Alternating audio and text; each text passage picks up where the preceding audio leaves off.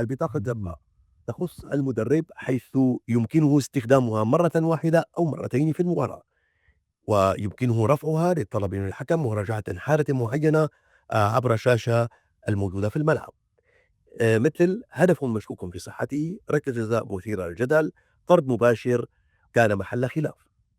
إذ تبين أن الاعتراض صحيح بعد مراجعة الفيديو، يحتفظ الفريق بحقه في الاعتراض مرة أخرى. أما إذا كان الاعتراض خاطئا فيفقد المدرب هذا الحق.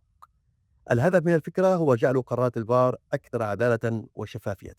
طبعا الفكرة اليوم هي في إطار التجربة، ومن ثم سوف تستخدم أيضا، تجرب في بطولات أخرى حتى يتم إقرارها بشكل نهائي.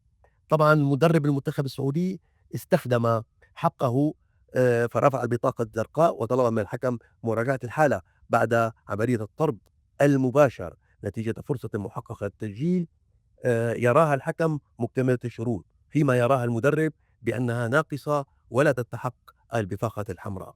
طبعا عندما تبين الحكم بعد مراجعة الشاشة بأن قراره صحيحا، فأكد صحة القرار، وطبعا أصر على طرد لاعب المنتخب السعودي، فكان القرار صحيحا.